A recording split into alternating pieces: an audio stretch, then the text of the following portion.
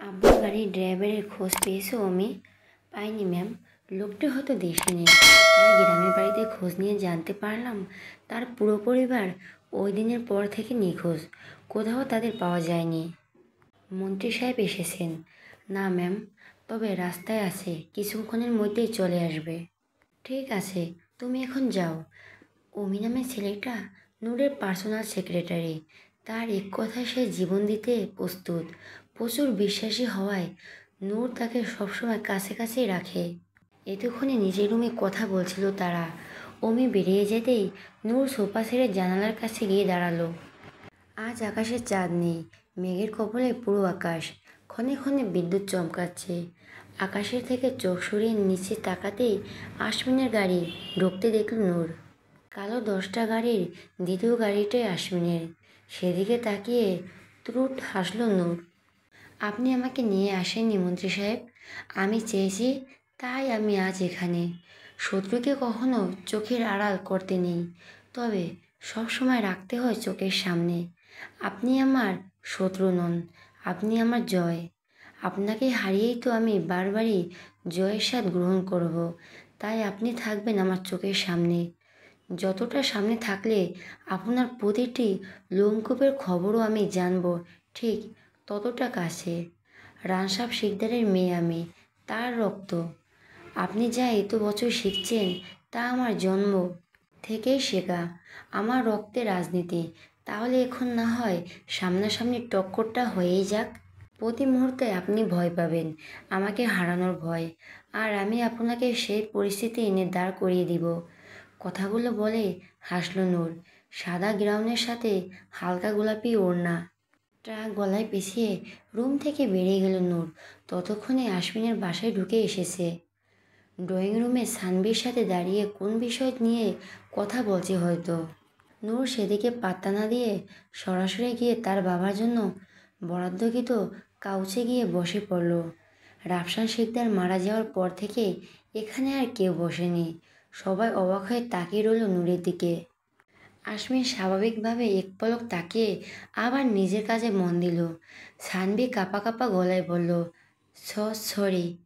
আশ্বিন বিরক্ত চোখে তাকালো সানভির দিকে। আশ্বিনের দৃষ্টি দেখে সানভি আর কিছু বলল না। কামিনী চৌধুরী রুমেই ছিল। নূর অমিকে বলল সবাইকে ডেকে নিয়ে আসতে। অমি মাথা নাড়িয়ে চলে গেল সবাইকে ডাকতে। কামিনী চৌধুরী এসে নূরকে রাফসান শিকদারের কাউচে দেখে খেপে গেল।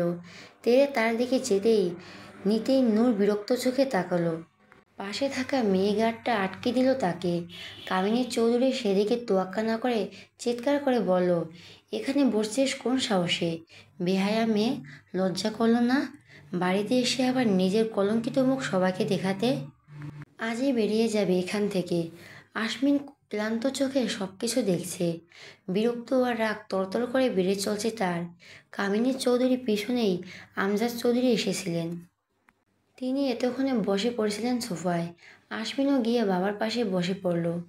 নূর কামিনী চৌধুরীর দিকে শান্ত চোখে তাকিয়ে মেয়েঘাটটাকে উদ্দেশ্য করে বলল, আগামী 10 মিনিট আমি কোনো রকম ডিস্টারবেন্স চাই না, তাই এই মহিলার মুখটা বন্ধ করে দাও। এতে যদি অন্য কারোর সমস্যা হয় তাহলে তাদের ক্ষেত্রেও অ্যাপ্লাই করতে পারো। সোফায় গায়ে নিয়ে বসে আছে, মাথা ব্যথায় দপদপ করছে, চোখ খুলে রাখাও দায়, তবুও সে এখানে বসে আছে। মেয়েঘাটটা ততক্ষণে কামিনী চৌধুরীর মুখে টেপ লাগিয়ে দিয়েছে। হাত দুটো ধরে থাকায় কামিনী চৌধুরী কিছু করতে পারছে না, শুধু আগুন চোখে তাকিয়ে আছে নূরের দিকে। আমজাদ চৌধুরীর খারাপ লাগলেও সে চুপ করে আছে।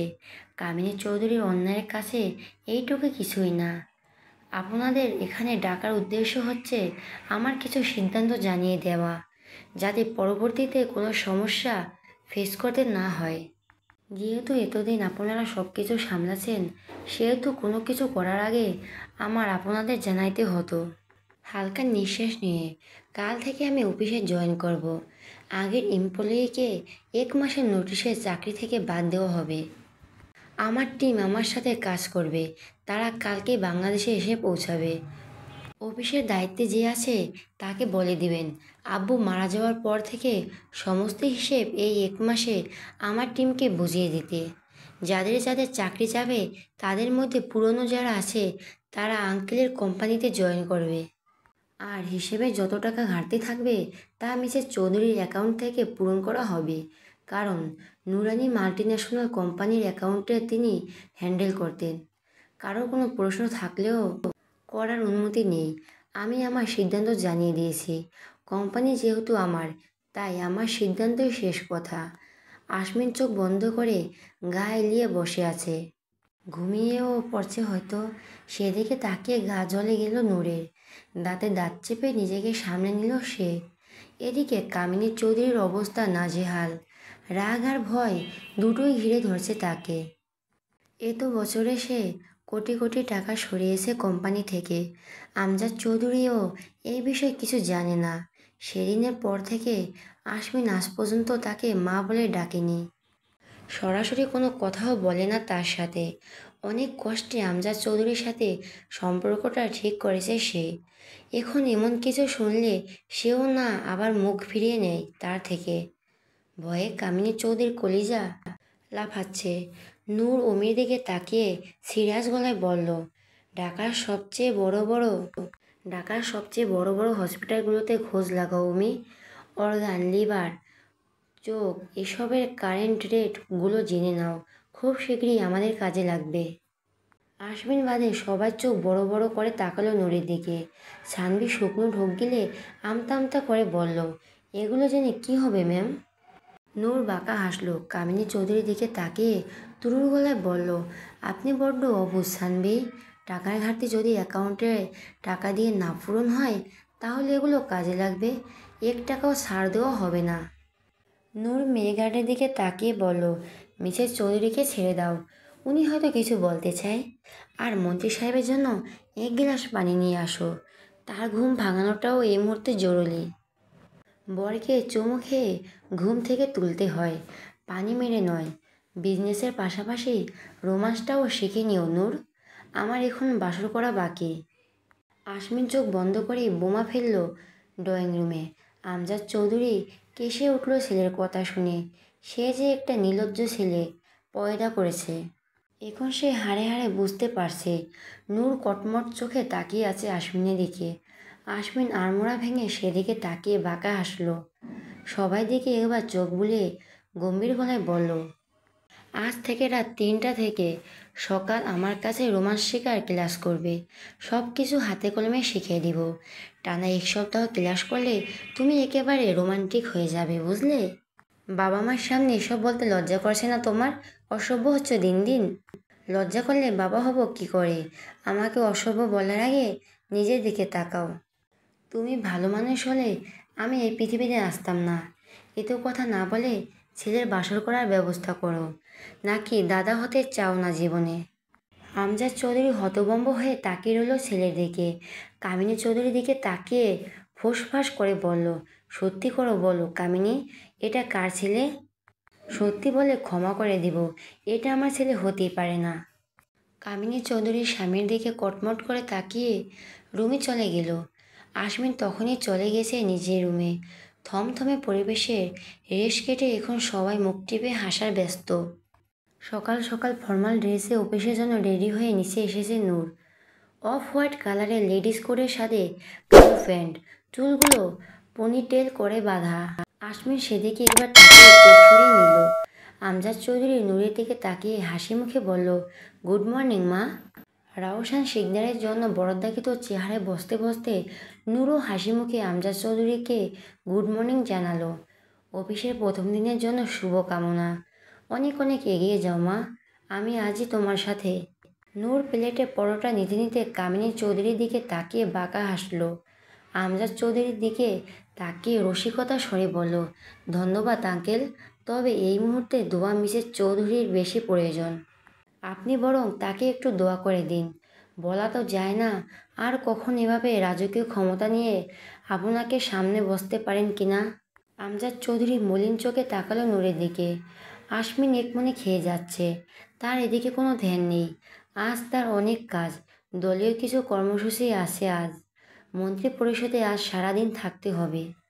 তার আগে বসার গুরুত্বপূর্ণ কাজটা শেষ করতে হবে। নূর খাওয়ার মাঝেই লারা এসে হাজির হলো নূর মঞ্জিলে। আশমিনের পাশে চেয়ারে বসে আশমিনের দিকে অসহায় চোখে তাকালো, নেকা কান্না করে বলল, বিয়ের ডেটটা কবে ফিক্সড করবে আশমিন? হঠাৎ করে বিয়ে ভেঙে যাওয়ায় আমাদের অনেক হিউমিলেটেড হতে হচ্ছে। পাপা সোসাইটিতে মুখ দেখাতে পারছে না। প্লিজ আমার সাথে এমন করো না। সবাই জানে আমি তোমার বউ হব। এভাবে বিয়েটা ভেঙে দিলে আমার বেঁচে থাকা মুশকিল হয়ে যাবে। আমি তোমাকে ভালোবাসি আশমিন। আশমিন নির্লিপ্ত চোখে লারার দিকে তাকিয়ে আবার খাওয়ার মনোযোগ দিল।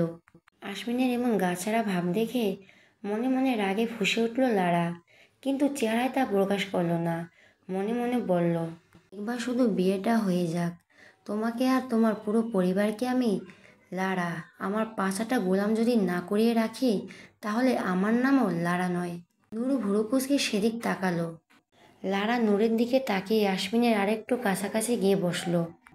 আশমিন লারার দিকে না তাকিয়ে গম্ভীর গলায় বলল, কোলে বসতে চাও? আমজাদ চৌধুরীর চোখ বড় বড় করে তাকালো আশমিনের দিকে। নূর সেদিকে ভ্রুক্ষেপ না করে নিজের কফিতে মনোযোগ দিল। লারা আশমিনের দিকে লাজুক চোখে তাকিয়ে মিনমিনে গলায় বলল, সবাই সামনে, বেডরুমে গেলে ভালো হতো না? দরকার নেই, তুমি এখানে উঠতে পারো। ওকে।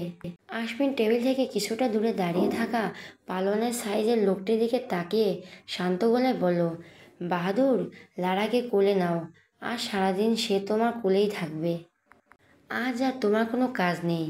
আশমিনের শান্ত গলা শুনে বাহাদুর নামের লোকটা ভয়াত্মক চোখে আশমিনের দিকে তাকালো। আশমিনের শান্ত গলা যে কতটা ভয়ঙ্কর তা সে হাড়ে হাড়ে জানে। তাই কাল বিলম্ব না করে দ্রুত পায়ে এসে শক্ত হাতে লারাকে কাঁধে তুলে নিল। লারার মনে হচ্ছে কেউ লোহা দিয়ে তাকে চেপে ধরেছে। চোখের পলকে কি হয়ে গেল বোঝার আগেই বাহাদুর নামের কালো পালোয়ান সাইজের লোকটা তাকে কোলে নিয়ে একটা চেয়ারে বসে পড়ল। কামিনী চৌধুরী সেদিকে তাকিয়ে চোখ সরিয়ে নিল। আমজাদ চৌধুরী একটু শব্দ করেই হেসে ফেলল। সানভি আর অমি এতক্ষণ সব কিছু নীরব চোখে দেখলেও এবার দুজনেই মুখ টিপে হাসতে লাগলো। নূর অমির দিকে তাকিয়ে লারার বসা চেয়ারটায় দেখিয়ে শক্ত গলায় বলল, এটা এক্ষুনি বাইরে ফেলে দেওয়ার ব্যবস্থা করো। কামিনী চৌধুরী তাচ্ছিল্যের সুরে বলল, চেয়ার ফেলে কী লাভ? তোমার বরকেও অনেকবার ছুঁড়েছে ও, এখন তো তার সাথে বাসর করতে চাইছ। আমি ফেলেছি বলে সে শুতে পেরেছে, না হলে কার সাধ্যি নূরের জিনিসের দিকে হাত বাড়ানোর? নূরের টেস্ট এতটা খারাপ না, মিসেস চৌধুরী বাঁকা হেসে। আশমিন তীক্ষ্ণ চোখে নূরের দিকে তাকিয়ে কপিতে শেষ চুমুক দিল। নূর দাঁড়িয়েছে অফিসে যাওয়ার জন্য। তাড়াতাড়ি অফিসে আসবেন Mrs Chowdhury, I hell late. Ashmin নিজের চেয়ার ছেড়ে নূরের মুখোমুখি দাঁড়ালো। শুভ্র পাঞ্জাবির হাতা সামান্য গুটিয়ে ঘাড় হালকা কাত করে নূরের দিকে বাঁকা হেসে তাকালো। নূর ভুরু কুঁচকে তার দিকে তাকিয়ে হাতা গুটানো শেষ হতেই হুট করে আশমিন নূরকে কোলে তুলে নিল। নূর চোখ বড় বড় করে তাকিয়ে রইল আশমিনের দিকে। আশমিন ধূপধাপ পা ফেলে সিঁড়ি বেয়ে চলে যাচ্ছে নিজের রুমে। আমজাদ চৌধুরী মুখ কুঁচকে তাকিয়ে রইল ছেলের যাওয়ার দিকে। সানভি আর অমি সেদিকে পাত্তা না দিয়ে বসে গেল ব্রেকফাস্ট করতে। আজ তাদের যেতে লেট হবে তারা বুঝে গেছে। ওকে এভাবে কোথায় নিয়ে গেল তোমার স্যার? আমজাদ চৌধুরীর প্রশ্নে থতমত খেয়ে গেল সানভি। ও কিভাবে জানবে কোথায় নিয়ে গেল? তবুও সন্ধিহান কণ্ঠে বলল, কাল রাতে ক্লাসটা মনে হয় এখন করবে। রাতে তো ম্যাম যায়নি স্যারের রুমে। আমজাদ চৌধুরী কটমট গলায় বলল, চুপ করো বেয়াদব ছেলে, যেমন স্যার তার তেমন পিয়ে, সব কয়টা অশুভ হচ্ছে দিন দিন। সানভি কাঁদো কাঁদো চোখে তাকিয়ে পরোটা খাওয়ার মনোযোগ দিল। অমি মনে মনে হেসে লুটিপুটি খাচ্ছে। কামিনী চৌধুরী গোট গোট করে বেরিয়ে গেল বাসা থেকে। লারার বাবার সাথে কথা বলতে হবে। এত বছরের সাজানো প্ল্যান কিছুতেই এই 2 দিনের মেয়ের জন্য সে নষ্ট হতে দিবে না। আমি কাউকে মেসেজ করে আবার খাওয়ার ধ্যান দিল।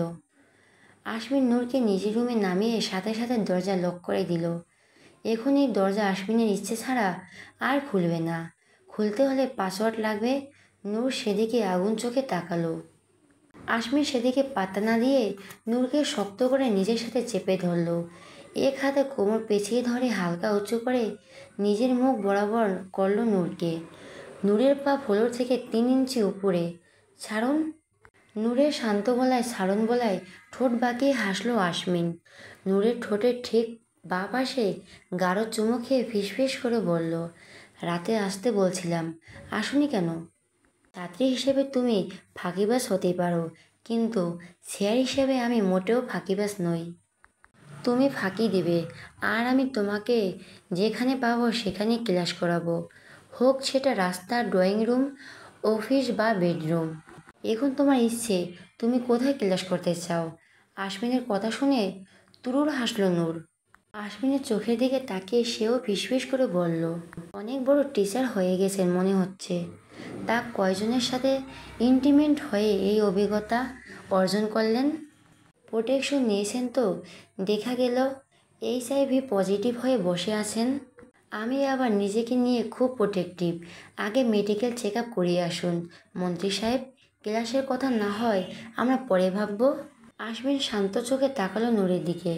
মলিন হেসে ক্লান্ত গলায় বলল, সেটা তো তুমি 4 বছর আগেই দেখে গিয়েছো নূর। আমার চরিত্র সম্পর্কে সার্টিফিকেট তো সেদিনই দেওয়া শেষ। তবে আজ এত প্রশ্ন কেন? স্ত্রী হিসেবে আমার অর্ধাঙ্গিনী তুমি, আমার সব কিছুর অর্ধেক তোমার, হোক সেটা HIV। নূরের ঠোঁটে কয়েক মিনিট লম্বা চুমু খেলে গলায় মুখ গুজে দিল আশমিন। নূর চোখ বন্ধ করে শক্ত করে হাত মুষ্টিবদ্ধ করে আছে। চোখের কোণে বেয়ে কয়েক ফোঁটা পানি গড়িয়ে আশমিনের কপালে পড়ল। আশমিন নূরের গলায় ছোট ছোট চুমু দিয়ে সেদিন নূর আশমিনের যেখানে কামড় দিয়েছিল ঠিক সে জায়গায় আশমিনও দাঁত বসিয়ে দিল। নূর হালকা আর্তনাদ করে উঠলেও সাথে সাথে ছাড়ল না আশমিন। কয়েক সেকেন্ড দাঁত দিয়ে কামড় ধরে রেখে আস্তে করে ছেড়ে দিল। নূরকে নিচে নামিয়ে কামড়ের স্থানে আলতো করে চুমু দিয়ে মন্থর গলায় বলল, wish you very good luck for your first day in office.